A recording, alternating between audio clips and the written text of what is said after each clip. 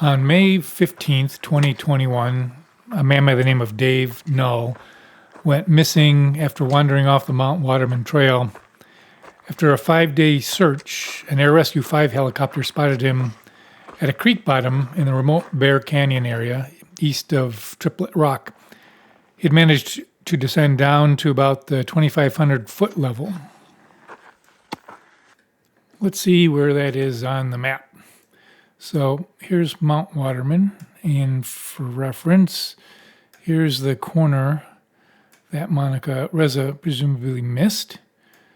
Dave Null started somewhere up here, Mount Waterman, and was found east of Triplet Rocks, which is here, in the Bear Canyon area. This whole area here is the Bear Canyon area. And said he had made it down to the 2,500 foot level. It basically is the bottom of Bear Creek, which is the bottom of Bear Canyon. So yeah, 2,500 foot level. It's going to be basically the creek. So here's Triplet Rocks. Dave Null probably came down to the Twin Peaks Saddle area and then made his way down this ravine down to Bear Canyon, followed Bear Creek down here, and is probably found somewhere right around there.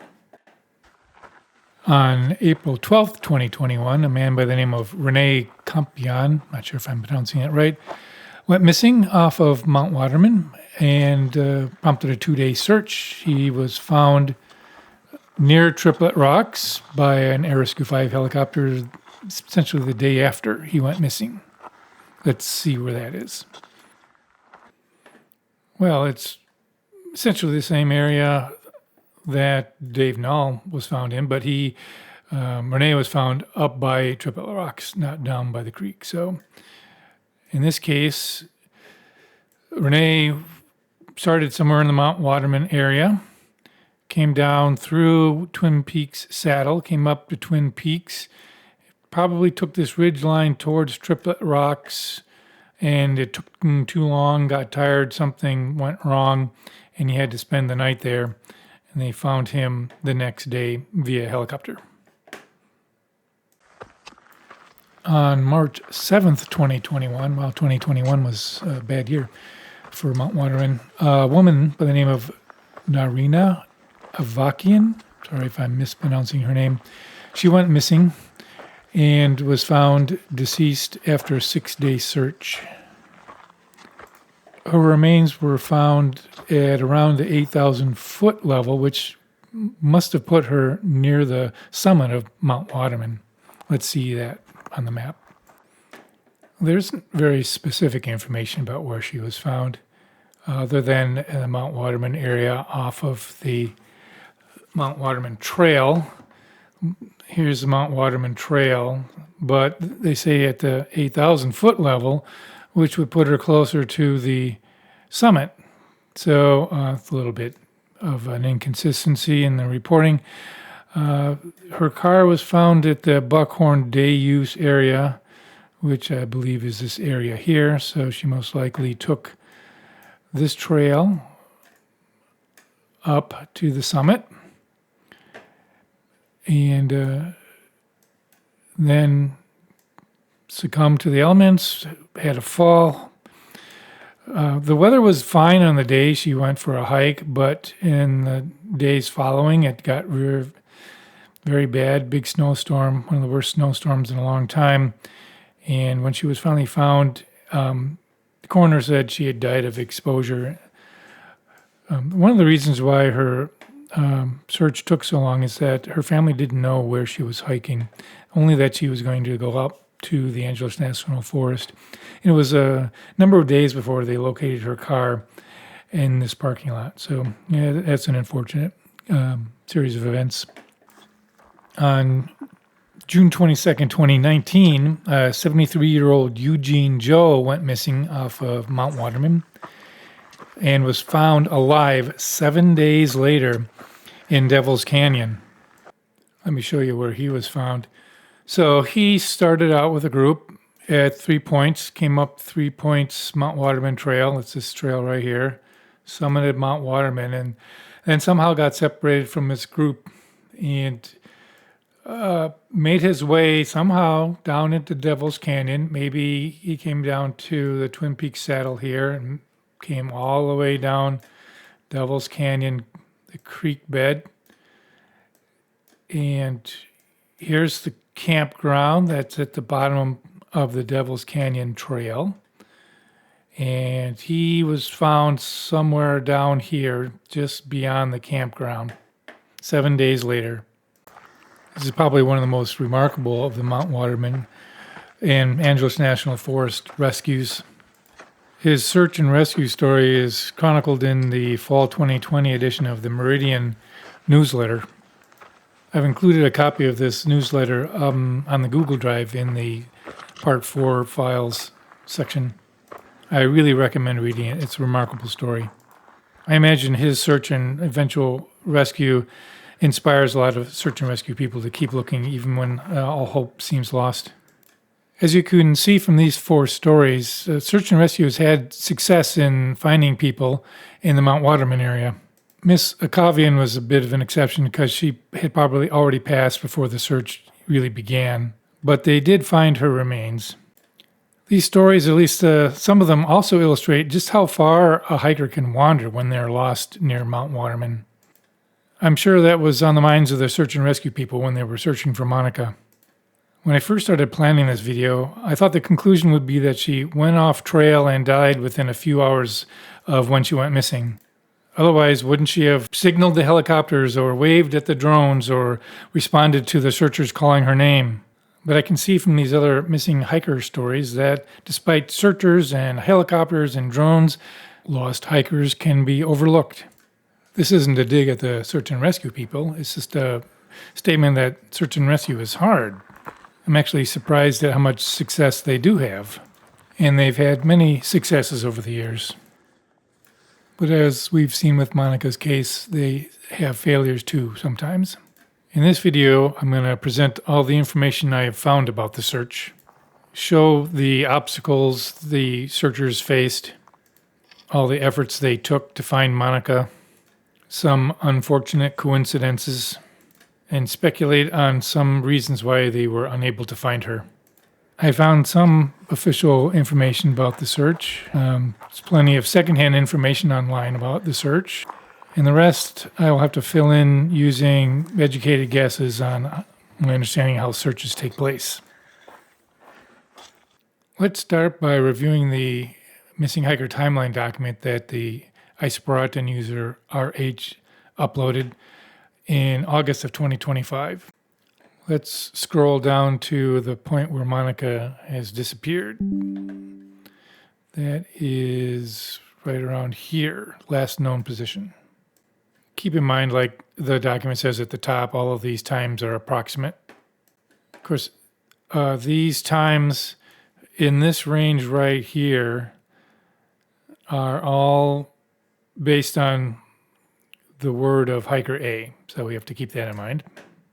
If you watched my other videos, you should know to take these times and distances gone down the trail, how long they waited, with a grain of salt. I don't really believe that he only went 150 feet down and waited 5 minutes. I personally believe that he was much further ahead than the 30 feet and 30 yards listed here. The impact of him going further down the trail before waiting and coming back means more time elapsed by the time he got back up to the ridgeline and started searching. That additional elapsed time means Monica could have gone further down the trail or down the hill before anyone started shouting for her. This could easily explain why she didn't hear them. So anyways, I find the information from 9:07 to 9:15 to be unreliable. I think when we get down to when hiker C runs into the 5 other hikers, then we return to more reliable information. Let's take a look at that. So the 6 hikers, hiker A and the others, reach the ridge line at 10 and start searching again for 30 minutes. So what does that tell us? Well, if we do agree that the time of 9:07 is the last time Monica was seen, then that means there was 53 minutes between the last time Monica was seen and hiker A and the 5 other hikers are back up looking for her. Monica could have gone quite a distance in 53 minutes. Let's try to figure out how far she could have gone in 53 minutes. When I was filming my West Ridge ambient hike video, for the first 20 minutes, I set a timer every 5 minutes and marked my position to see how far I got after 5 minutes, after 10 minutes, 15 minutes, 20 minutes, and I put that on a map. Let me show that to you. So here's a map. And if you've watched my West Ridge ambient hike video, you know I wasn't going very fast. So I count these distances as sort of the minimum distance someone could have traveled in that amount of time.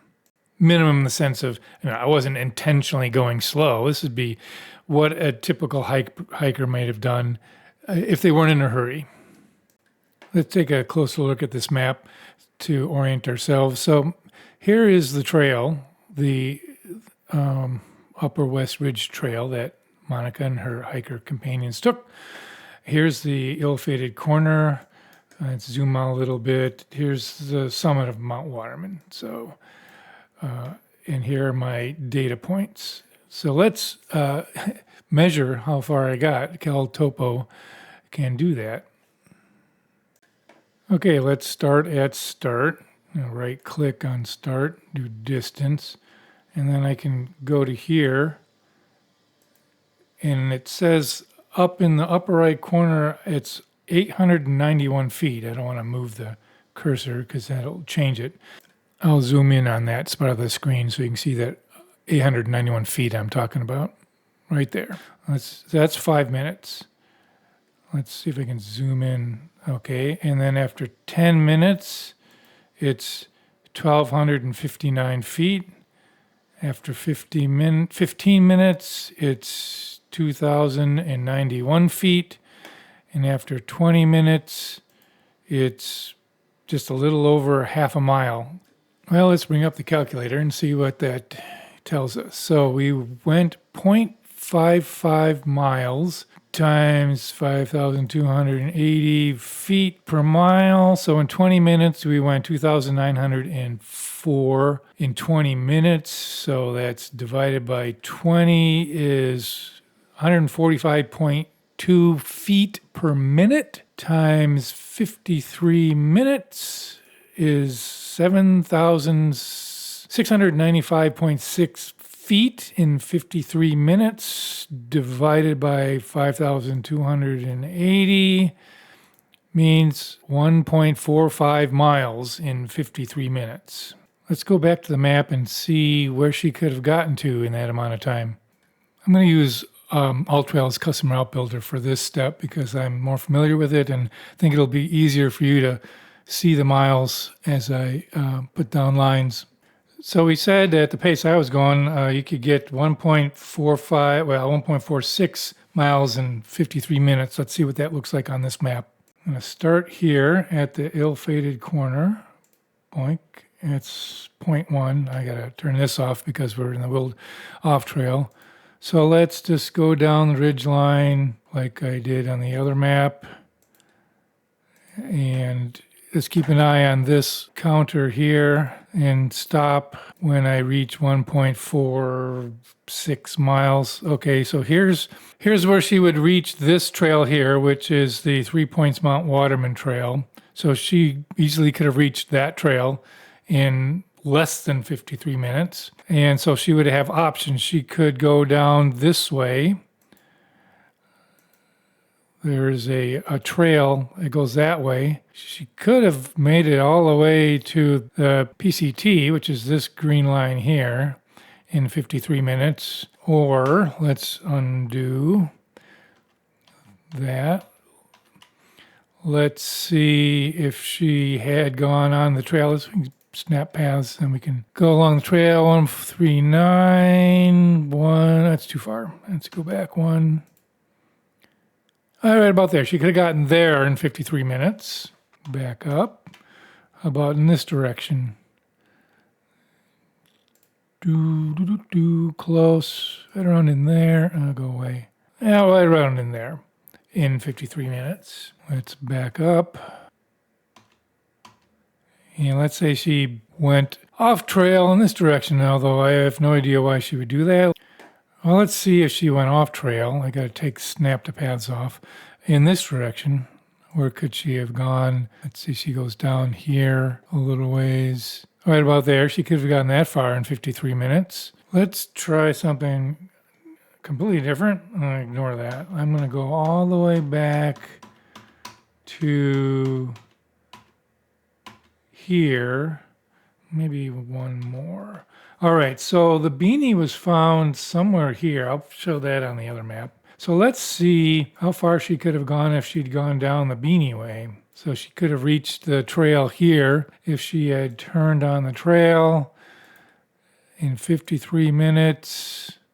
She could have gotten somewhere around in here. Close enough. Well, let's see the other direction. She'd have gone this way instead.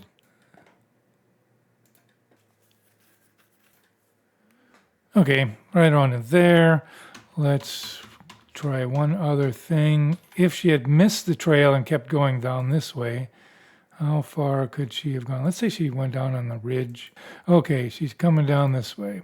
How far down the slope could she have gotten if she'd continued down the slope? In 53 minutes, although I don't know if her pace would be the same coming down this way, but this will give us an idea. She's almost all the way to Devil's Canyon. There, but I guess maybe not quite as far because it's a little bit rougher going. But anyways, no matter where she ended up after 53 minutes, she was going to be well out of earshot of people up here shouting for her. Let's keep these distances in mind too when we are looking at the helicopter search patterns that I'm going to show you later. The first helicopter didn't show up and start searching until over 3.5 hours later. So if she could have gotten this far in 53 minutes, just imagine how far she could have gotten in 3.5 hours. She easily could have gotten down to Devil's Canyon. She could have gotten over here in 3.5 hours. Certainly could have reached the road, although we know she didn't because otherwise she would have been found. So yeah, keep that in mind. So that's the 53-minute mark, 53 minutes after Monica went missing. Hiker A and the 5 other people managed to get back up here and start searching for her. Well, what happened after that? Let's go back to the timeline document and continue on. So here we are back at the missing hiker timeline document, and this is the 53 minutes after she went missing. The search around the ridge and boulders for 30 minutes. Of course, during that 30 minutes, Monica is getting further and further away from the corner. And then at the end of that 30 minutes, the former search and rescue member tells Hiker A to return to the car and trigger an SOS signal. So he goes down, starts down the hill, and at 10:52 a.m., he triggers SOS signal on his, presumably, I think I read, Garmin InReach device. Coincidentally, a sheriff's deputy was driving by, and they were able to flag him down at 11:15. And by noon, the first search and rescue people arrive, presumably at the trailhead. Then it looks like it took them about 30 minutes to get organized and start the official search. So let's see what we can conclude from that. So Monica went missing here. They got back up 53 minutes and started searching. Hiker A said, go back down and trigger SOS. I don't know why he had to go down to trigger SOS. He had a Garmin InReach. He could have triggered it from the ridgeline. He wouldn't have had to travel to trigger it. So this part of it doesn't make sense to me, unless it was actually Hiker C that had the InReach and not Hiker A. Anyways, this Or maybe he didn't have the inReach with him, and that's why it says return to car and trigger SOS. Furthermore, there's 5 other people helping hiker A search at this point in time. One of them, a former search and rescue member. Did none of these 5 other people have a Garmin-like device that they could have used to signal? Hiker A wouldn't have needed to go anywhere if any of them had an inReach with them at the time. Anybody could have triggered SOS. They wouldn't have been charged. People don't charge you for search and rescue in Southern California or California in general.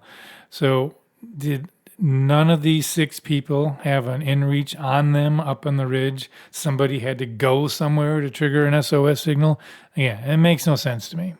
So yeah, if he really did need to return to the car to trigger the SOS signal, that means there's more elapsed time from the moment Monica was last seen to when the search and rescue officials were notified.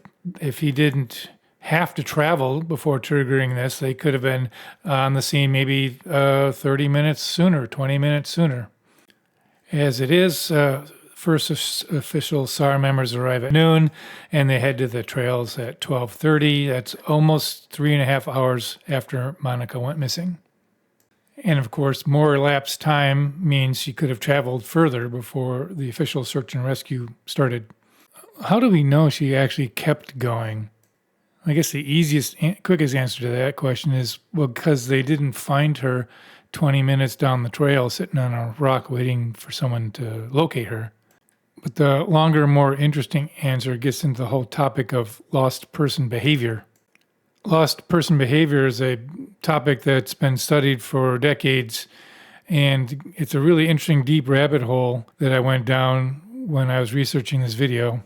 I won't go too far into it right now. I don't want this video to be 3 hours long. One of the things that lost person behavior study shows is that it's very common for lost hikers to continue going down a trail rather than just stopping and waiting for people to find them.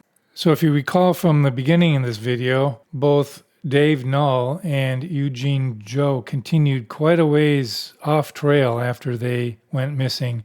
Eugene Jo was very far down Devil's Canyon. Dave Null was very far down Bear Canyon.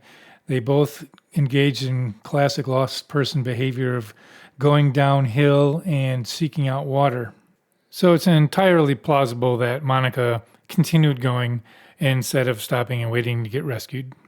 All right, continuing on. So the official search and rescue search starts at 12:30. What does the initial phase of a search look like? Well, let's head back to the map and I'll show you. Of course, I don't have direct knowledge of how Southern California Search and Rescue conducts searches. I can only tell you what I found when I've researched search and rescue in general. In general, the first phase of a search is gathering information. That's probably what was happening in the 30 minutes from when search and rescue arrived and when they hit the trails. They were talking to the people involved, gathering information, last known location, travel direction, experience level of the hiker, physical fitness level of the hiker, what the hiker possessed, what clothing they were wearing, things like that. They use all of that information to make a plan. And one of the first things they want to plan is the boundaries of the search area. Now, if you look at the area around Mount Waterman, you have some very distinct boundaries. To the north, you have the Angeles Crest Highway, and that is a very distinct boundary that they would assume Monica would not cross. If she reached the highway, she would continue somewhere in some direction along the highway. She wouldn't cross the highway and continue on into the wilderness, at least low probability of that happening. A very distinct boundary to the south is Devil's Canyon. That's this area here. This is Devil's Canyon, and the blue line you see is the creek that runs down Devil's Canyon. This is a tributary to Devil's Canyon. And as we saw with Eugene Jo, who came down this way, he did not cross Devil's Canyon and continue up into this area. He met Devil's Canyon Creek and then traveled down Devil's Canyon. So this is very distinct southern boundary. A very distinct western boundary would again be the Angeles Crest Highway, since it turns from going east-west in this general area to north-south. So that would be the western boundary. Eastern boundary is a little bit harder to define. As you saw with Dave Null, who went missing on Mount Waterman, he came all the way down this way into Bear Canyon area. So this is a big unknown area. Other hikers who've gone lost traveled into this area, so they would have needed to consider that. They probably considered this part of the Bear Canyon area as the eastern boundary. Anybody coming down from Mount Waterman would reach this ravine, and they wouldn't continue up these ridge lines. It wouldn't go up to peak 6320. So this is probably the eastern boundary. So that's a pretty big area. That's all of this here. And it doesn't look that big on this map on the computer, but it's big, but it's not gigantic when you think about it in terms of distance. But when you think about it in terms of area, and you have to search, basically every square foot of it, it becomes, a big, big task. I've added a new data point to this map to kind of illustrate the point of how big an area this is. So if you watched my West Ridge video, you saw that I took a little side quest to get a view of the south, and this is where I was standing when that happened. And I showed a video kind of panning down this area. And let me show that video again so you can see just how vast this is and how much manpower it would take just to search this area here.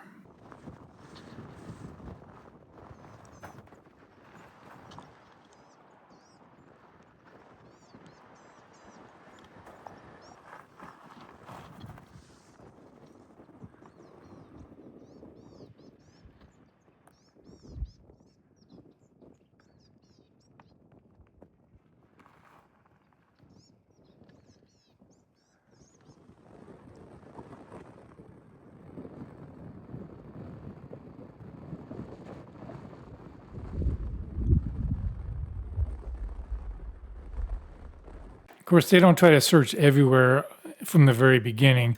First, the second phase of a search would be what they would call the hasty search or the quick search. That's where people will run along the trails and call out her name. And that's probably what the 5 people who were helping hiker A were doing while all this was happening. They were doing sort of an informal hasty search. Professional search and rescue would do a hasty search, a little bit more organized. They would send some people in one direction calling out her name and others in another direction. They might send some people down to 3 Points trailhead and come this way along the trails, come up the ridge line. They might send some people over to the ski area and come up this way, go over to the Buckhorn area and come up this way.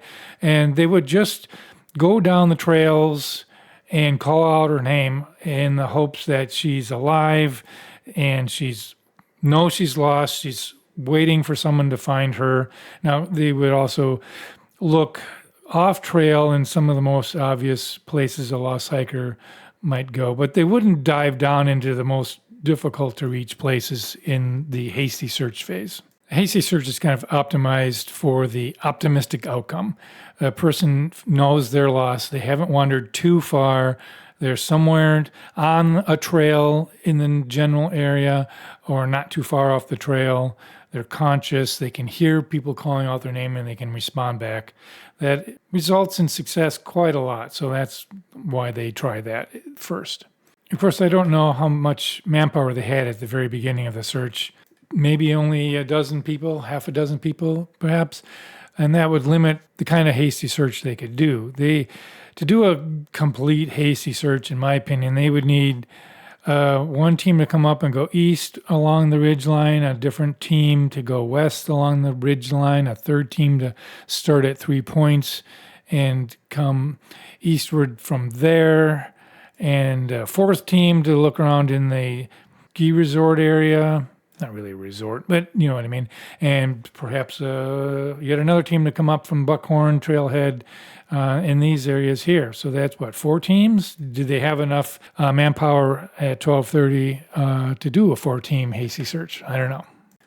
Well, anyways, while the hasty search is going on, what else is happening? I'm sure that they continue to organize down at the trailhead, which is now the base camp. It's right here, 6,000-foot trailhead. Word's going out, other teams are getting mobilized, and one of the teams that was mobilized is the Air Rescue 5 team. Let's talk about the first helicopter search because something interesting happened there.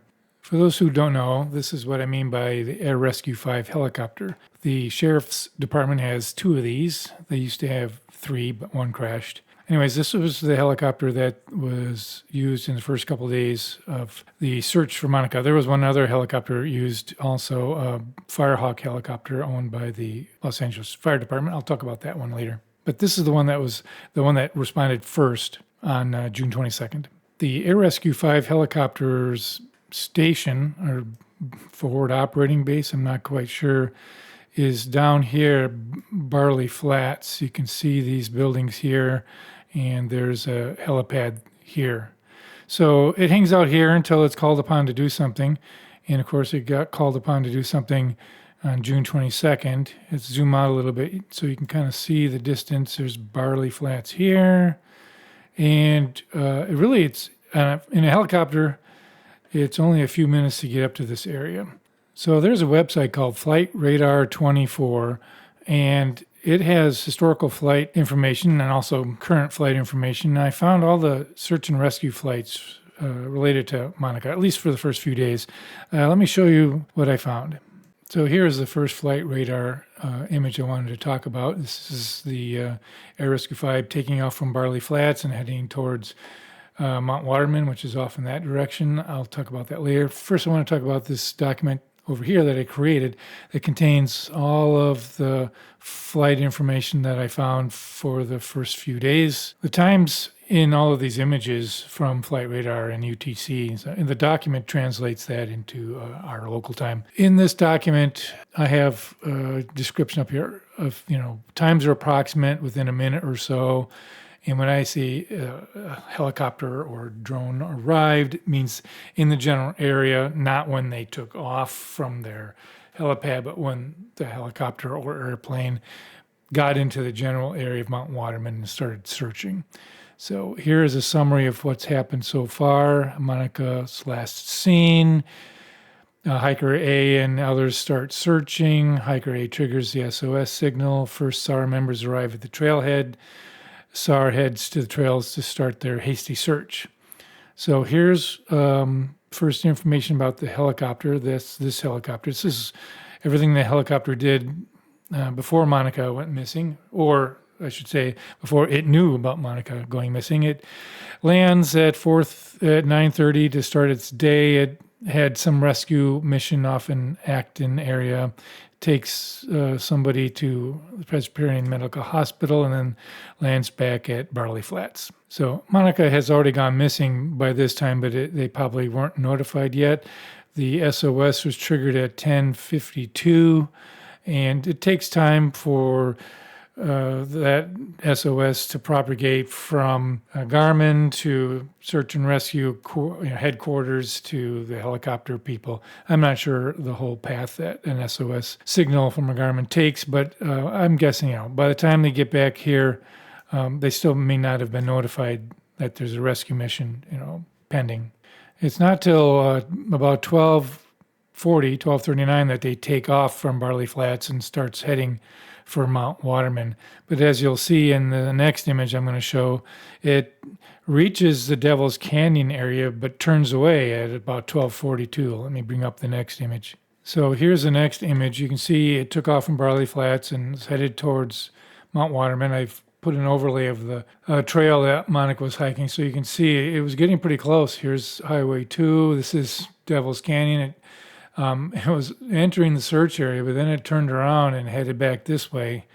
Well, where was it going? Let me minimize this. It was going to Strawberry Peak because right at the same time they got the call to go up here, or right around the same time, probably up in this time frame, they got a call that there was somebody stranded on a cliffside at Strawberry Peak, so they got redirected down to Strawberry Peak.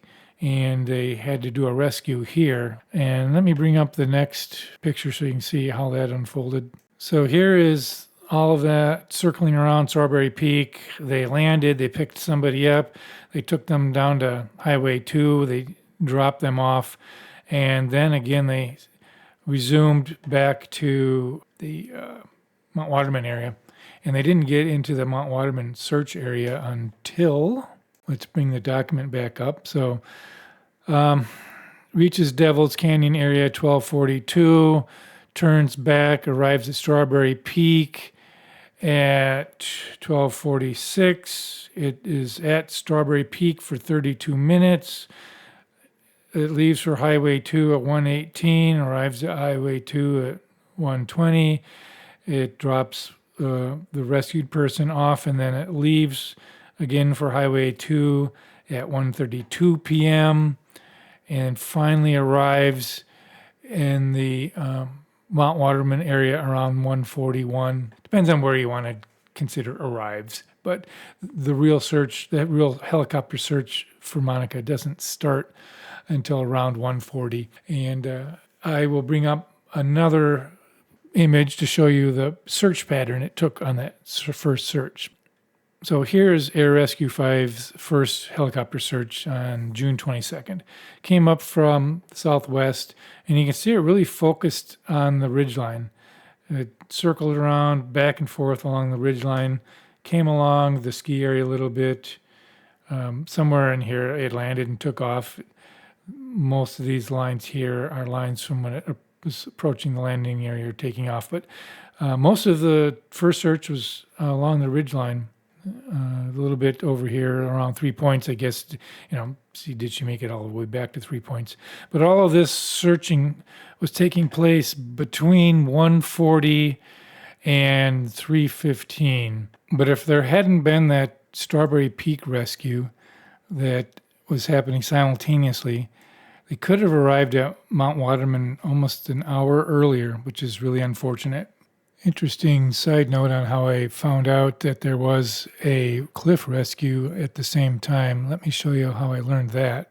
Once I saw the redirection to Strawberry Peak and wondered about it, I posted on Reddit, anyone recall a Strawberry Peak rescue on June 22nd, and got a nice helpful reply from this person, which led me to this website. Let's go there.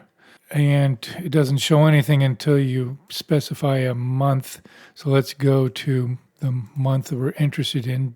June 2025 looks like that's as far back as we can go. It's fortunate that we're doing this video now. Let's go there, scroll down to June 22nd. And it's scrolling, getting there. Not quite there yet. Here we are. Cliff rescue and missing hiker within close proximity to each other. Now, interesting, they listed this incident, the cliff rescue, as before the missing hiker one, but as you can see from the radar track, I believe that the missing hiker incident got dispatched first, and then they redirected. I'm not sure why they listed it in the other order. Maybe because the initial one got canceled, and this is when they finally were leaving the highway to go to Mount Waterman. The link to this website will be in the Part 4 links file that I will include with this video. Let's come back to the first aerial search and take a little closer look at it and see if we can understand their intent. Let's close this out. So like I said before, it looks like they were concentrating on the ridge line. They did a little bit over here. This is them landing and taking off. It looks to me, and this is just my guess, that they were supporting the quick search, the hasty search people. I'm curious why they did that, considering that this is, 3 to 4 hours after she went missing. She could be quite a ways away from the ridgeline by this time, but I'm not going to question the professionals. Let's take a look at that timeline again. So, yeah, they arrive. This is the redirection. So they arrive at 1:41, and they search until 3:15, although they were actually on the ground for 25 minutes-ish. So if they arrive at 1:41, how long has she been missing? She went missing at 9:07, and they start the helicopter search at 1:41. How much is that? It's 4 hours and 34 minutes from when she went missing to when the helicopter first arrived in the area and started searching. So, yeah, she could have gone quite a ways. Easily have gotten to the road, quite a ways down the ridgeline towards Devil's Canyon. So, but they chose to search the ridgeline. That's what we saw. Let's take a look at the next thing that happened. The next thing to happen is the drone team from the Special Enforcement Bureau. I found a document online that says that the Sheriff's Department Special Enforcement Bureau, which is the main drone team for the Sheriff's Department, launched a drone at 4 p.m. Let me show you how I found that out. Whenever the Sheriff's Department uses a drone, they have to report it in a document. They've had to do this since 2019, apparently. You can see it on this website. I'll put a link to this in the links file for part 4. So if we go to 2025, then we can see the drone deployments that were done for the search for Monica and all of the other ones for 2025. Let me bring up that document.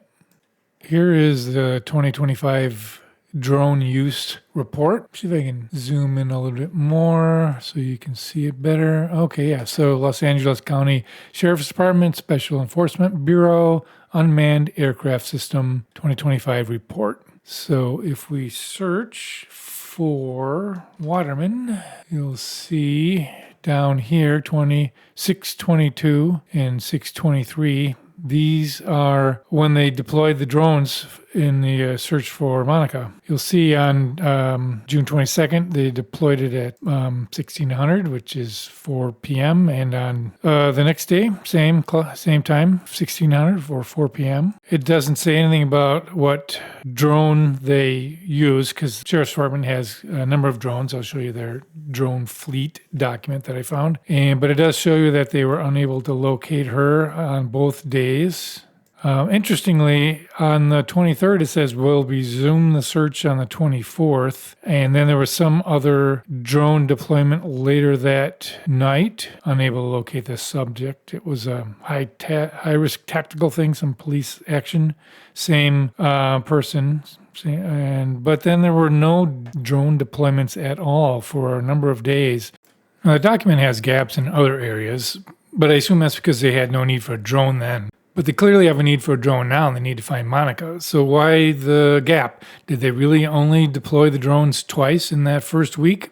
Or is this just a reporting error? I don't know.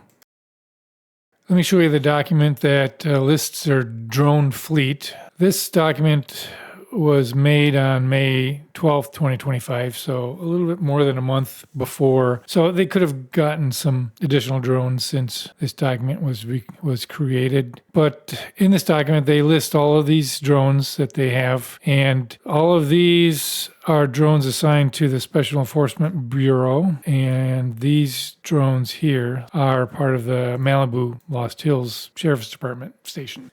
Some of these drones that are assigned to the Special Enforcement Bureau do have thermal cameras. Some don't. And unfortunately, the document here doesn't tell us which drone was used and doesn't tell us if the drone had thermal imaging cameras or not. The drones assigned to Malibu, they both have thermal imaging cameras. In fact, the ones that have T, all of them have thermal imaging cameras. I think this Maverick 2, it can have it attached. These other ones, I don't think they come with thermal imaging cameras. I spent a lot of time researching how effective drones are in search and rescue, and let me show you what I found. Well, the first thing that we can look at is this document here that is the Sheriff's Department's own record of how effective their drone use was. Let me show you all the search and rescue uses and whether they were effective or not. I'll do that by searching for search and rescue. And there's 31 search and rescue uses. Let's see how well they worked. So, unable to locate the person. Missing person was located by airship, which I think they mean like helicopter or airplane. This one was a success. It was done by Malibu, which we know has thermal imaging cameras on all of their drones, so that was successful. Malibu again had success. Missing person located. It's come down here. Malibu again, hiker located. Was not located. This was a Special Enforcement Bureau drone team. Again, did not locate the person, but this was Malibu. They had their first unsuccessful drone search. Malibu, the person was located without the use of the drone, so they didn't find it, but they didn't fail at finding it. So let's see, they had a vehicle over the side vehicle when persons were located. Missing person was located by Malibu again. This is Special Enforcement Bureau did not locate. Special Enforcement Bureau did not locate. And here we are, Monica's search. We know they did not locate, did not locate. This is a different missing person later in the summer, and they did not locate there, did not locate there. Since they don't mention that it's Malibu, then it must have been Special Enforcement Bureau team. They're certainly not having as much success as Malibu. Here's Altadena, missing person remains missing. Oh, this is, this is a Monica. They went back in August. And then again here, this is not a Monica one. This is a different one. Was not located. Malibu, unable to locate this time. Unable to locate. Unable to locate. Unable to locate. This is a car over the cliff. They were able to locate the vehicle and occupant. And let's see, unable to locate. Search is ongoing. This is another case of sending the drones out to Mount Waterman to look for Monica. And again, the next day, search is ongoing. Did not locate. Anything else? Mount Waterman, search is ongoing. That's in December. And Cheeseboro. Personnel located with the use. Okay. Oh, that's Malibu. So Malibu has a fairly good success rate, but the Special Enforcement Bureau does not seem to have that much success. It could be that the Special Enforcement Bureau is given harder terrain to search compared to Malibu. It could be that Malibu has the newer drones. I haven't looked at the chart. We could look at this someday and compare locations, see if Malibu is given easier ground to search compared to Special Enforcement Bureau. I don't know. Whatever the reason, the Special Enforcement Bureau has had less success. And if we go back to June 22nd and 23rd, it was the Special Enforcement Bureau team that was sent out to search for Monica. So why didn't they have success? I was looking into how difficult it is to search with a drone in the wilderness area, and I found some quotes I want to show you. Here's a website I found that talks about using drones for search and rescue, and there's a section in here that has this quote. One of the biggest misconceptions we encounter is the idea that thermal can see through trees. It can't. What it can do is detect differences in temperature that may be visible through gaps in the canopy or over open terrain, but the capability of the sensors matter. So that's the first quote. Second quote I found on this spot here. This is a quote from the Search and Rescue Foundation, and their quote says, "Scanning open space with a drone is like looking through a paper towel roll, given how narrow an operator's field of view is through a small camera lens. It doesn't matter how killer the camera is, locating something on a tiny screen while you're flying, it's tough to find stuff. Peering through the canopy from above a dense forest is especially difficult." And to illustrate the point of how a person disappears when they go onto a tree, let me show you some actual thermal camera images from police chases. There's a guy right here who's going to run under this tree. Let's watch him disappear as he runs under that tree. Section is 248. He's running come out of that intersection. And he's crossing 248. Then he's back. So that's one example. Here's another example of someone disappearing underneath some trees. Let's play it. Take a look. Gets out of his car. He's very bright. Goes under the trees, and he completely disappears. And he reappears, goes under the trees, and he disappears. When there was a little bit of gap in the tree cover, you could see him under the leaves, but when he got into the thicker tree cover, he completely disappeared from view. And that is something that can happen out of Mount Waterman area, maybe not up at the ridge line or even halfway down the slopes, but if someone were to fall into the deep shrubbery or trees in the bottom of steep ravines or down by Devil's Canyon, they could be completely obscured from the thermal imaging cameras. So that's all I could find out about drone use in the search for Monica. There are 2 documented instances of drone use, one on the 22nd, one on the 23rd. I mean, there was some much later in the year, but I'm referring to immediately after she went missing. We don't know what kind of drones they used. We don't know what part of the mountain they searched, and we don't know how long they searched. When we don't know if they had thermal imaging cameras or not. Speaking of thermal imaging cameras, I want to talk about whether the Air Rescue 5 helicopters that searched that day and the following day had thermal imaging cameras. Let me bring up a picture of one of those helicopters and start talking about that. Okay, as you've seen before, this is the Air Rescue 5 helicopter that was used on the first couple days. And this little thing right here is where they can mount infrared camera or FLIR camera. But try as I might, I can find very few pictures and like no video of this helicopter using infrared camera. In fact, I've only found 2 pictures with the infrared camera attached, and they were both on the Sheriff's Department webpage. Let me show you those, at least the first one. Okay, so this is what it looks like when the thermal camera is attached, or the FLIR camera. And this is basically a promo shot. It's their banner photo for the Sheriff's Department Aero Bureau. I looked through all the photos on their website here and on the Special Enforcement Bureau's website and Instagram page, and I only found one other photo that had the FLIR camera attached. They were hovering over an ocean somewhere. I'm not going to find it. But more importantly, they don't tout the FLIR thermal image camera capabilities of Air Rescue 5. You'd think if it was an important part of search and rescue, they would tout it. They would say, look, all these things that we can do with our thermal imaging camera, but they don't do that. Now, they do have other helicopters with the FLIR cameras, but I think these are the helicopters they use for police actions, and they're roaming around the city, not up in the mountains doing search and rescue. As further evidence to my belief that they don't typically run the Air Rescue 5 helicopters with the cameras attached, here is a picture of the Air Rescue 5 helicopter landing at the base camp, the incident command center. And this looks like 6,000 foot trailhead. This was posted on June 23rd. I don't know if the picture was taken on June 23rd, which means it was landing that day, or if it was taken the day before and they only posted. But anyways, let's zoom in on that picture and you'll see that the FLIR camera is not attached. Here I am zoomed in on the helicopter coming in for a landing. You can see that the FLIR camera is not attached. I've got another example of the Air Rescue 5 helicopter without the FLIR camera. Here it is taking off from another. Here it's starting over. So I don't know which location this is. I think they switched sites for where it lands. But you can see it's not attached. And this was on day 6 of the search.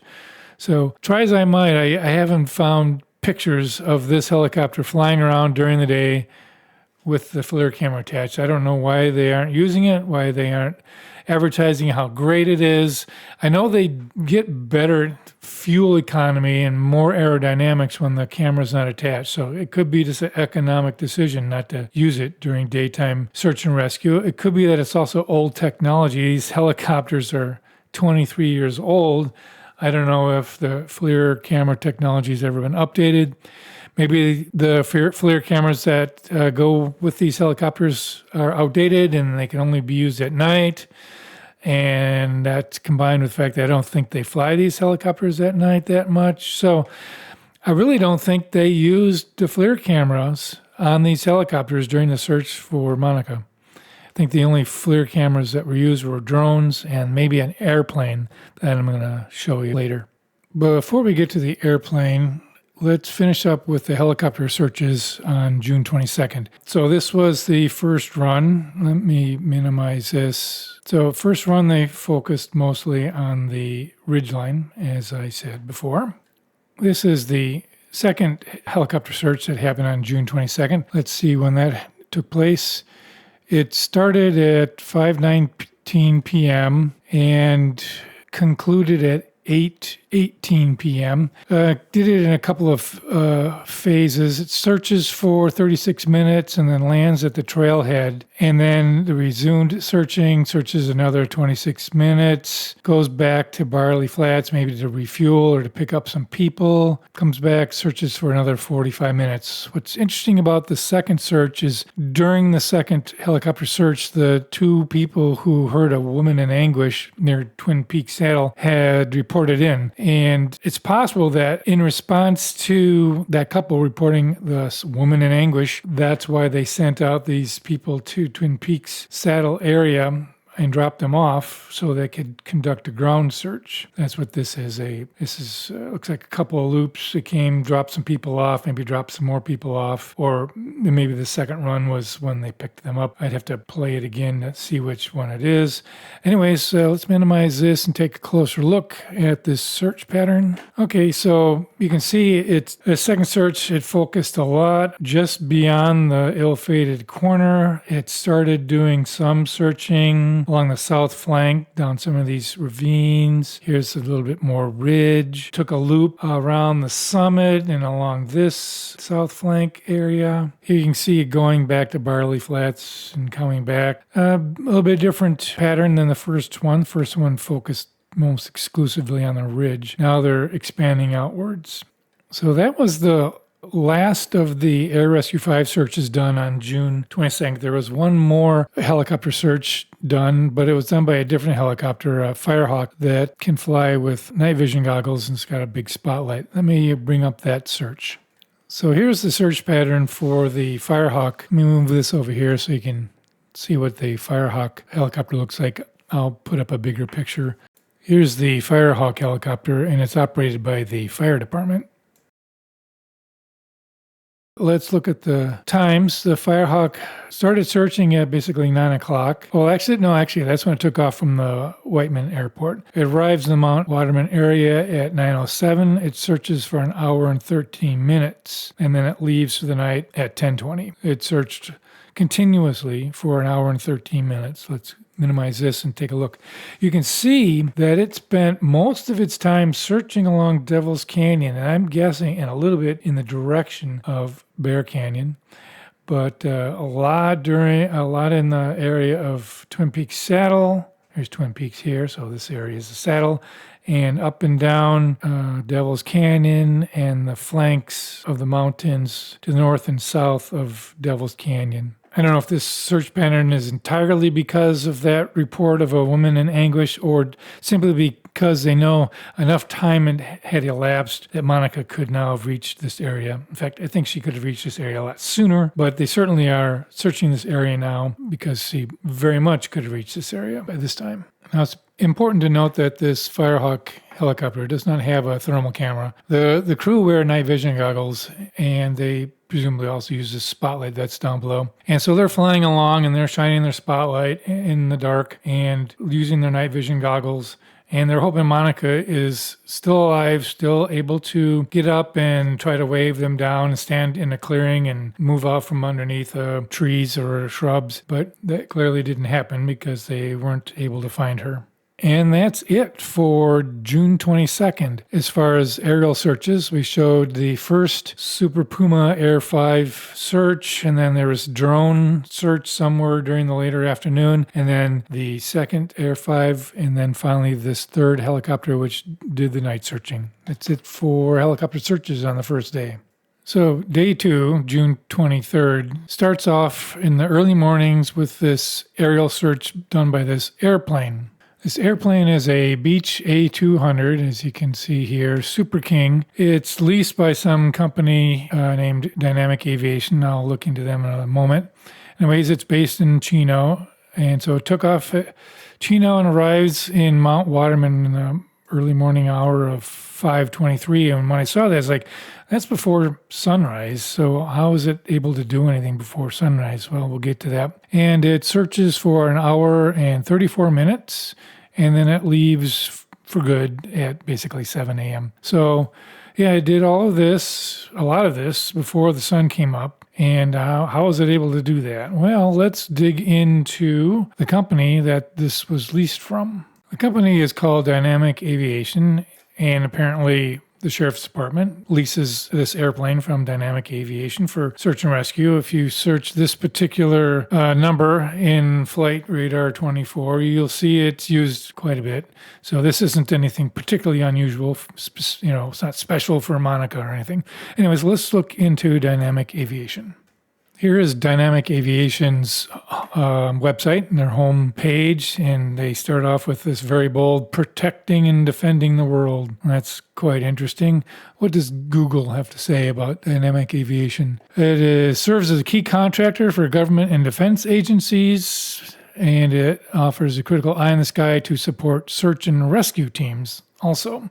And that's how it was used in this case. And Dynamic Aviation has multiple airplanes in their fleet in various parts of the country, and maybe even world for all I know. And some of them, at least the one in Chino, is used to support search and rescue. So what does this airplane do? What are its capabilities? Let's come over here. I think this is the airplane, or this is one of those kinds of airplanes. They have more than one in their fleet, and they load this airplane up with a bunch of interesting equipment and detectors. One of the things they do is, as I said before, airborne data acquisition, defense. These are the things they do with other airplanes. Fire management, sterile insect technique. And here we go, airborne data acquisition, and they spray. They do like crop spraying or something. So airborne data acquisition, let's look into that. It says here, by partnering with Data Aviation, you get an aircraft fleet equipped with advanced avionics and sensor integration capabilities. Let's see what kind of sensors they have, and I'm sure that not all of these are on all of their planes, but it certainly is interesting to ponder. So they've got hyperspectral sensors. They have turret cameras on some of their planes. They have electro-optical and infrared sensors, basically zoom cameras and infrared cameras. LiDAR sensors on some of their planes. Yeah, that's Dynamic Aviation, and they have pretty sophisticated airplanes for helping out with search and rescue. And I think that's pretty cool. So they probably have, on the airplane they used that came out of Chino, they must have thermal imaging. Otherwise, how could they do anything useful before the sun comes up? So at the very minimum, they probably have zoom camera and thermal imaging. Whether they have any of that other stuff, I have no idea. So here's the search pattern that airplane did. So they searched, far and wide, well outside the boundaries of any of the helicopter searches that was done on day one. So here's the trail. Here's Devil's Canyon coming down this way. And here's the Bear Canyon area. So they searched quite a bit along the southern slope.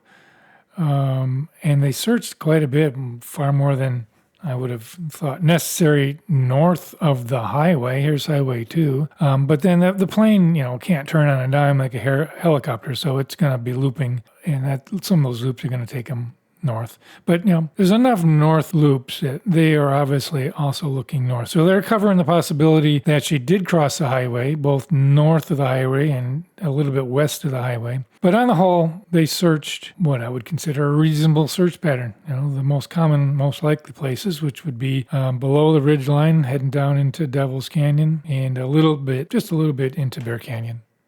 I don't know why they didn't do more searching in the Bear Canyon area, considering that Dave Hall was found down in Bear Canyon. Seems a higher probability direction of travel than north of the highway up into this wilderness area here. Another thing this search pattern image shows are the gaps in the pattern. Let's zoom in a bit and take a look at some of those gaps. Well, here's an obvious big gap. This is the ridge line. Of course, that was searched a lot by the helicopter the day before, so maybe they felt it was unnecessary to search it. Another gap is this area here, but this is right around the Twin Peaks saddle area, so maybe they didn't search that area because it was searched in the night by the Firehawk helicopter. Let's see, are there any other gaps? Well, other than the Bear Canyon gap, those are the two ones that I noticed off the bat. Of course, they didn't search further down into the Devil's Canyon area. So maybe now is a good time to speculate on why this airplane and the helicopter searches and the drone search from the day before were unable to find her. Well, the simple answer is they didn't look where she was, but that doesn't really say much. Where could she be where they wouldn't see her? And the two answers that come to mind are she had fallen into a dense foliage area that visual cameras and the thermal cameras couldn't see through. Another possibility is that she actually did go into the Bear Canyon area and there was very little searching done over here. So it's possible that she wandered off in this direction and was still alive, but they didn't search that area, so they didn't find her. Well, while we ponder those two possibilities, let's see what else happened on the day 2, June 23rd. So back to the timeline. The airplane search took place between 5:23 a.m. and basically 7. And the helicopter searches started, 2 o'clock. So it was a big gap in aerial searches. Of course, if you're following this story at all, you know that it was June 23rd when they found the beanie. The beanie was found at 10 a.m. So the beanie was found after the airplane went away and before the helicopters started doing more aerial searches. And what's interesting is you'll see when I show you the search patterns for the helicopters that they all were affected by the finding of the beanie. They all concentrated on the south slope. Well, let's start taking a look at those helicopter search patterns. Here is the search pattern for the helicopter search that started at 2. This one starts at 2, it lands at the trailhead, you can see it coming in, and hangs out there, and then it gets off again, and it searches for 50 minutes before it leaves back to Barley Flats, perhaps for refueling. Let's take a look at the search pattern. So here's the ill-fated corner, and here is where the beanie was found, somewhere down in here. If we zoom in, it's kind of hard to see. You see this dash line? That's the 3 Points Mount Waterman Trail. It starts at 3 points. And so the beanie was found somewhere between the ill-fated corner and the 3 Points Mount Waterman Trail. And you can see the helicopter did a lot of circling in that area. It did some searching over here. This here is them coming down into Devil's Canyon.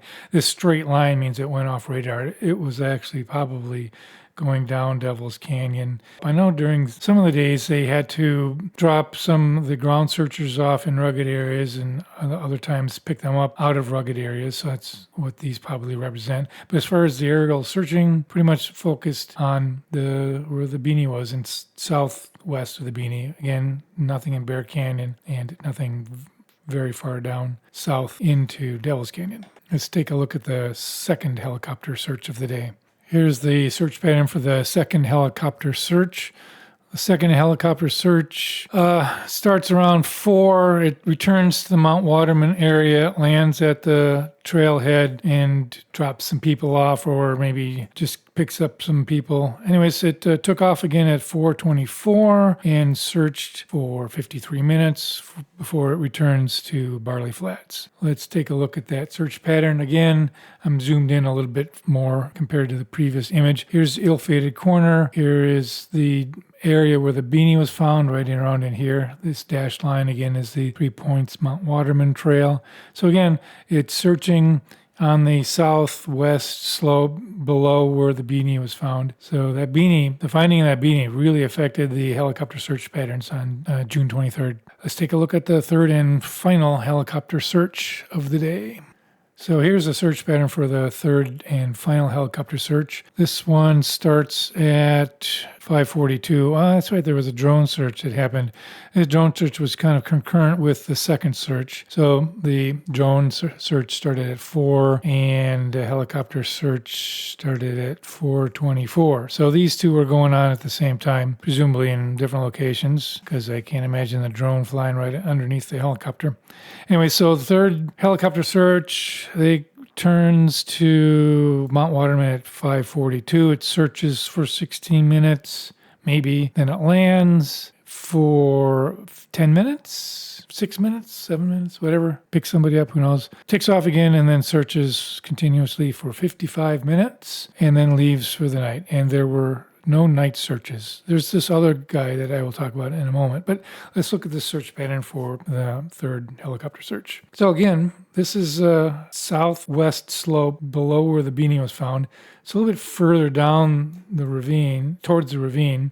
So here's the corner. Right around in here would be where the beanie was found. And there's the 3 Points Mount Waterman Trail. So this search concentrated below the 3 Points Mount Waterman Trail, where the other ones were more up in this area. This one focused more down in this area. And I don't know why it was such a concentrated, focused search in this area. I mean, by searching exclusively in that area, that means they're not searching anywhere else. Not anywhere down here, certainly not out into the Bear Canyon area. So again, the finding of the beanie really affected where they searched on June 23rd.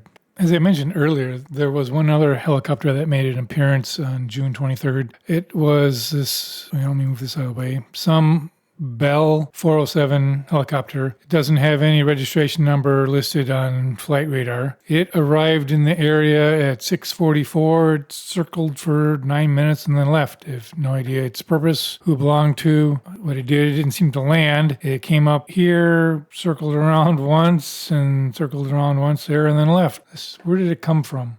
So I don't know if this is relevant to anything, but I was curious, so I looked it up.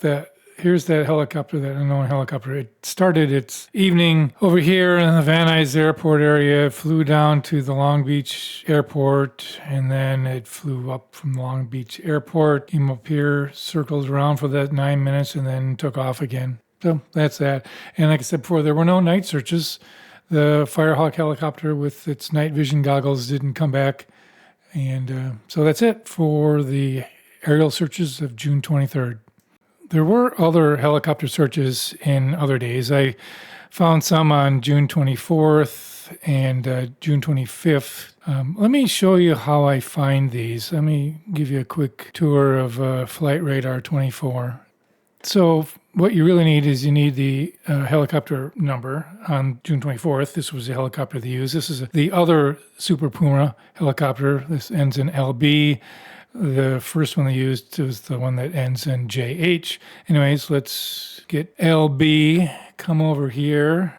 Type LB, gives you that. And then it pops up, and you have this giant long list of all of the flights done by the helicopter and what day it was. Let's just pick one at random.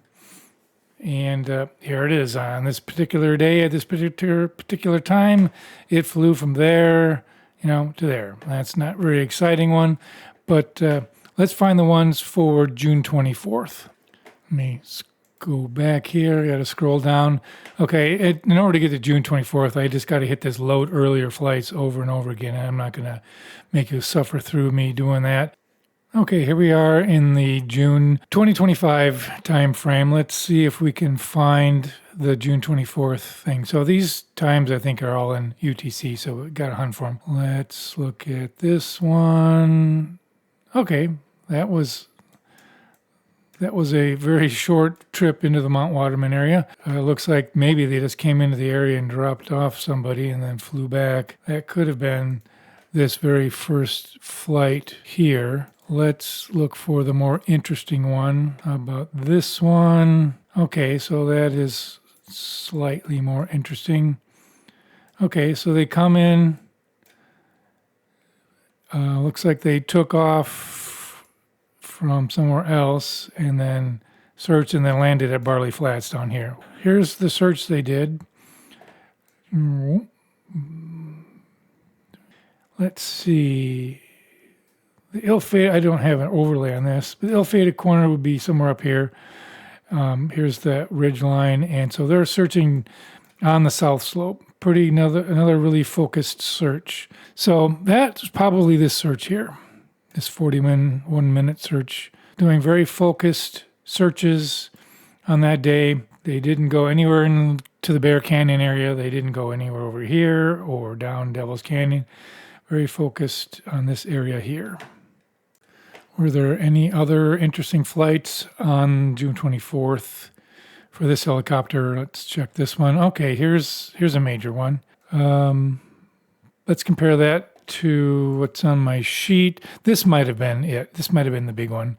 This might have been the shorter, very focused one, and this would have been the very short one early in the day. So this big one here is most likely this guy. Arrived at 2, searched for 20 minutes, lands, resumed searching, searches for 41 minutes, goes back to Barley Flats. As you can see, it went back to Barley Flats and then returned a couple of times. And I didn't put in how long, but in between these 2 times, it searched. And there were no nighttime searches on day 3, June 24th. Let's see what we can find for June 25th. Okay, for June 25th. And here is a major search for June 25th. Kind of major. It looks like... Interestingly, they fly into, I have to rewind this carefully. They're searching. Okay, so here is interesting. They're looping around, and then they go off radar here. And I think probably what they did is they went and entered the canyon, went off radar, and searched all the way down here, and then reappeared here. So this is a fairly significant search. This happened on the 25th. This was probably the main search for Devil's Canyon that happened on the days following her disappearance. Okay, that's probably this guy right here, because that's a fairly long period of time. Let's see if there's another search on the 25th that would be this guy. Let's go back. It's it there. Okay, so this is another search into the Mount Waterman area. Either 2 very focused searches, or maybe they are dropping off or picking somebody up. Circling, and then they circle, and then they go away. So that was the only other. Was that the only other? Let's confirm. Let's look at this guy here. Is that interesting? That's not terribly interesting. Could have been some other mission. And remember, other people go missing too. And now we're into the June 26th, and it's flying away.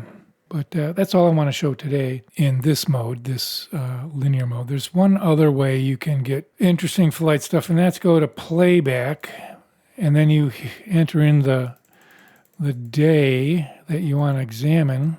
Let's pick June 23rd and find that airplane flight. Here's the airplane, and it is showing 1357 down here, but I took the screenshot as the airplane was flying away, and I said it circled for an hour and some. So we need to go to 12 something. Let's go to 1240, and let's see if the plane shows up. Okay, no, that's not it. That is a different plane. Oh, that is it. Intel 24. Okay, that's same plane, N42Z. And you can see it circling around. It's painting the path. If you don't know in advance when a plane is or a helicopter is going to be there, what you got to do is just pick a time and stare at the screen until something shows up, and then you select it, and then you get this information over here. That's how I found all of these flights before I figured out that other way where you type in the name up there. Anyways, this is all pretty interesting. I spent far too much time staring at these mountains in flight radar, waiting for a helicopter or an airplane to show up.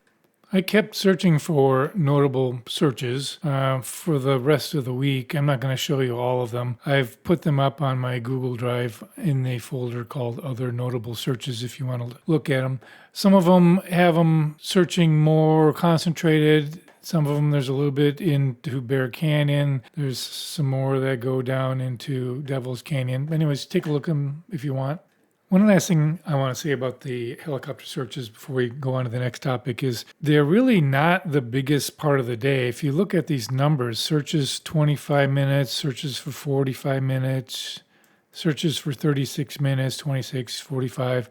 Now this is the nighttime search done by the Firehawk. That was a large search. But when you consider the entire day, all of these times, they don't add up to much of the day. Much of the day is not spent searching around in a helicopter. It's spent searching around on the ground. So I want to talk a little bit more about the ground searches. Now, unfortunately, there's very little detail on the ground searches, but we do have this really important source. It's from the Riverside Mountain Rescue website. This is a kind of a log of what they did each day. I mentioned this particular entry in my part 1 video, I think, where it talks about the cell phone ping at 9:02 and things like that. But let's go down further where they start talking about their ground searches. So anyways, let's read this. Matt, Stephanie, and I responded on behalf of RMRU. We woke up around 4 a.m. to reach the briefing location by 7 a.m. Our first assignment was to hike down Devil's Canyon Trail and search for any clues near the stream that might indicate the subject had passed through. We hiked for 3 miles, navigated south, passing numerous sand traps, none of which showed any sign of human footprint. I'm not going to read every word here. I really recommend coming to this website. Anyways, these guys are the unsung heroes. They do all the hard work of the search and rescue. These guys and all the other search and rescue teams, they're all volunteers, and they're amazing people. As you go through here, you can see the difficulties they faced. Let's read this entry here. Richard was the only member deployed in operational period 3. He was assigned to a team with 3 Orange County SAR members. They were driven a short distance to 3 Points Trail and hiked about a half mile down into a steep canyon. Travel was extremely slow due to loose rock. There's one rappel, dense vegetation, deadfall, standing water, and difficult footing. About 2 miles in, the vegetation became impassable. With limited radio coverage, they had to contact another field team to relay a request to get a helicopter extraction. They were eventually hoisted out by Air Rescue 5. No clues were found. It keeps scrolling down. These are sort of the terrain they had to navigate through. That's what the command post looks like on that day. Here's an interesting entry. I returned with new RMRU members. Our assignment was to continue search a dry wash between 2 ridges. After being inserted into the field by Air 5, we bushwhacked north to where the previous team had ended. Vegetation was extremely dense. We can often not see each other, so we stayed within shouting distance. How could you find somebody when it's that dense of an area? I don't know. And they couldn't see each other, so how could they see what is in between them on the ground? It's an impossible task. Anyways, let's keep going. The radio comms with base were lost. We stayed in contact with satellite messaging. Midway through the assignment, we were notified that they weren't able to extract all field teams, and we were asked to consider self-extraction. So this is what they have to deal with. They had to get themselves out. They had to cross this log to get out. Oh, here's a picture of them going across that log. Anyways, incredible stuff. This is the last entry I want to point out. We encountered 2 friends of the subjects in a separate group searching on their own within our area. Footprints were faint and inconclusive, so we were never sure if they belonged to the subject or her friends. By 2 p.m., we had covered only 15% of our area and had found no clues, and water was running low. There were no streams for filtering, so we were instructed to return to base instead of continuing. And the search was cut short today due to logistical issues, lack of air support due to other activities going on. I later hiked the solo's known route. The trail was strenuous, and it was clear we were searching for a very fit individual. I also inspected the heavily searched area where her hat was found, indicating she had followed a boulder-filled wash downhill. I reached a trail crossing that gave her 3 options: right, left, or straight into the stream. I showed you that on the map earlier. And anyways, keeps going. I really recommend reading through this to get a real feel for what the search and rescue people had to deal with. Here we are down in Devil's Canyon. This is the kind of stuff that the thermal cameras can't see through. My point in reading these sections and showing these pictures is to really highlight the difficulties these ground searchers faced.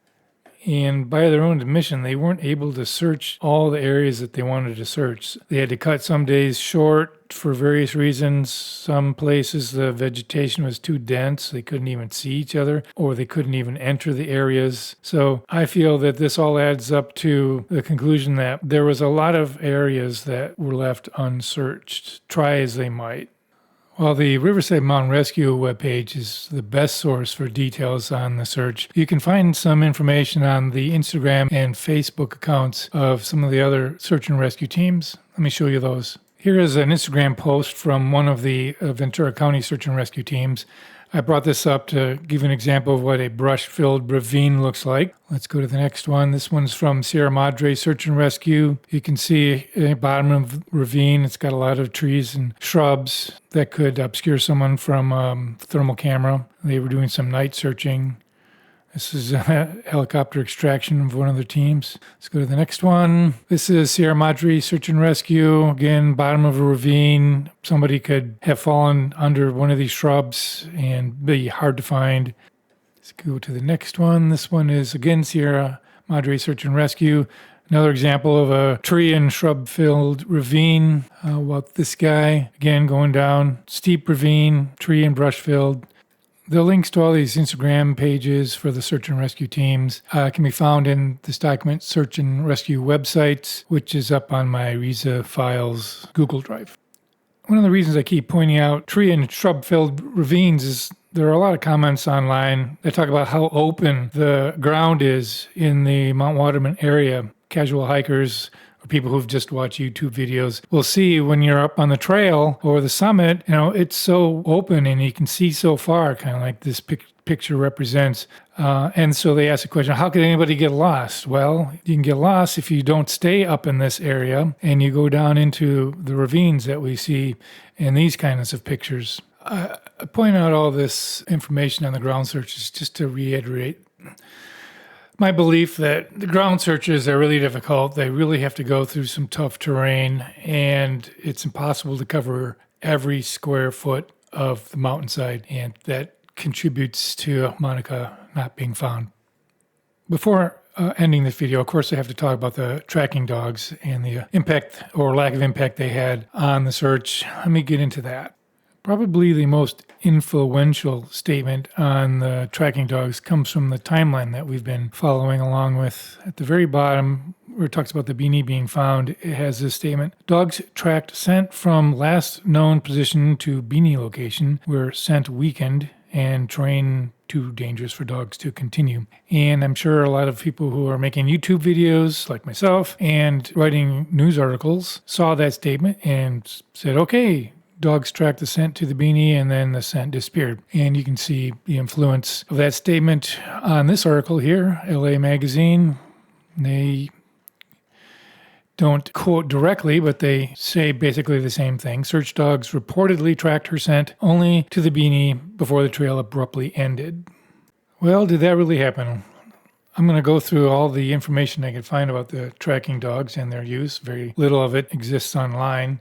And see if we can reason through what might have actually happened. The earliest post or comment I found about the use of dogs was a post by, I think, Monica's son. This was a comment to Montrose Search and Rescue post on June 24th, and he was responding to someone who asked, does Search and Rescue use search dogs? And he replied, yes, they do, and yes, they have. Our family provided used clothing for scent to the handlers for the dogs, and this was posted on June 25th. The next comment I found was posted on the Help Find Monica Facebook group. This was posted on June 26th, and Kaylin Martin posted, dogs were used sparingly on Monday and no plans to use them further due to the terrain. Now, this is a bit vague statement. It's clear that they were used sparingly on Monday, but that doesn't rule out that they were also used the day before on Sunday. All it says is that they were used sparingly on Monday. And if you recall from my other videos, Kaylin Martin is one of the people who is in the inner circle of the Facebook group and the yoga people. The next comment I could find about the use of the dogs was posted on June 27th on one of the Reddit posts asking about help. And this person says, I've been on the ground searching this week. We've been checking with Search and Rescue Daily to ensure we weren't in the way. They stopped using dogs on the first day due to the terrain and admitted they wouldn't be useful on the trails. The mountain is already covered in tracks due to the search effort. Now, what does this guy mean by the first day? Do they mean first day that they were out helping, the first day that Monica went missing, which would be Sunday? But if they mean Sunday, then that conflicts with the used sparingly on Monday. So we have to try to puzzle what these two together mean. The next comment I found about dogs was posted July 23rd, so now we're more than a month away from Monica's disappearance. This was also on the Help Find Monica Facebook group. There have been two types of search dogs used. The terrain makes it very difficult for dogs to be effective, unfortunately. And lastly, here is a post on the Ice-Baratin discussion board by Mario V. This is posted shortly after RH posted the timeline that we've all been following. Mario says, thank you for the detailed timeline. Although every part of the timeline seems to be correct based on what I've heard and read so far, I'd like to report a slight difference about what I've heard on how the beanie was discovered. I inquired with subject A about the loss of the scent trail, and he corrected how this beanie discovery played out. He states the beanie was located by a search and rescue member on the morning of the 23rd, and then a search dog was brought down to that location to try to establish a scent trail. Unfortunately, the dog was unable to lock onto her scent at that location. So who knows how the beanie got there, whether it was via an animal, via a person, via Monica herself. We can't conclude whether the dog's failure to lock on a scent trail was due to the lack of her being present there or whether the loose terrain was not suitable for scent tracking. So now I want to puzzle out which of these two stories is correct. Did a search and rescue member find the beanie and then they brought the dog to the beanie and the dog couldn't find any scent? Or like in the timeline, dogs tracked the scent from last known position to the beanie, but then couldn't go any further because the scent trailed away. I tend to believe this story, that the beanie was found by the search and rescue member, for the simple reason that if you look at the posts and comments that were made in the days just following Monica's disappearance, none of these people say that the dog found the beanie. They all basically say, yeah, they used dogs, but they weren't very useful. You would think if the dogs found the beanie, they would be saying, yes, they used dogs, and the dogs found the beanie, but that's not what we see. They basically are saying, yeah, they used dogs, but they weren't very helpful. So for that reason, I believe the version of the story that the SAR member found the beanie and then brought the dogs to the beanie, but the dog couldn't pick up any scent. So that's all I have on the dogs, and in fact, that's all I have on all the other topics too, the aerial searches, drones, ground searches, etc. I'm convinced Monica is out there somewhere in some unsearched place. It's unfortunate that we can't get access to any of the official search and rescue records showing where they searched, where they didn't search, etc. From what I understand, they can't release those records because it's still an open case or something like that. This YouTuber recently posted this video where he talks about having issued a Freedom of Information request to the Los Angeles Sheriff's Department to get the search and rescue records, canine deployments, logs, use of drones, where they searched, etc. And in the reply, the Sheriff's Department says the records are part of an ongoing and active criminal investigation and are exempt from disclosure. Now, this guy, he targets a bit of a different audience than I do, so keep that in mind when you're watching his videos. But I think this video is especially interesting and people should watch it. Well, even though we can't get access to the official search and rescue records, we do have access to this wonderful resource. This is a record of most of the volunteer search paths that were taken. Let's explore this map a little bit. It gives us an idea of where the volunteers searched over the weeks and months after Monica went missing. All these green lines are paths that volunteers took on a particular day. Here's where the beanie was found. This is the last known point, the ill-fated corner. So they searched all around there, down the south slope. They did some searching north towards the parking lot. Not a lot in this area. Some in this area, again north. A little bit further down the West Ridge, south. I think they probably encountered a lot of the problems that the official search and rescue teams did. Once you get down into these ravines, it's really hard going. Some of the ravines were traversable. As you can see, some brave soul came down this way, all the way down into Devil's Canyon. Lots of people were walking or hiking up and down Devil's Canyon over the months. You can see a very thick, squiggly line. So Devil's Canyon got fairly well searched by the volunteers, and presumably by the official search and rescue teams as well. But there's some areas that didn't get searched. This ravine here didn't get searched. And I'm guessing if we switch from topo into the overhead, we will see the satellite view. We will see places that are actually ravines that have a lot of trees and shrubs and are basically impenetrable right around in here. And, here's a patch down by Devil's Canyon that people didn't walk through. I don't know if it's because if it's a slope or very dense vegetation. But my plan is to examine this map and try to find places that may have been missed and take a look. Here's a patch. You can see there's one person who came through that area, but there's big segments, to the right and left of that one trail where there's dense vegetation. Were they unable to penetrate into that area? It's something I hope to find out. As far as narrated Monica Reza videos, this is probably the last one. I don't really have any more information to present, but I will continue presenting any hiking videos that are relevant to the Monica case. And so I'll see you there.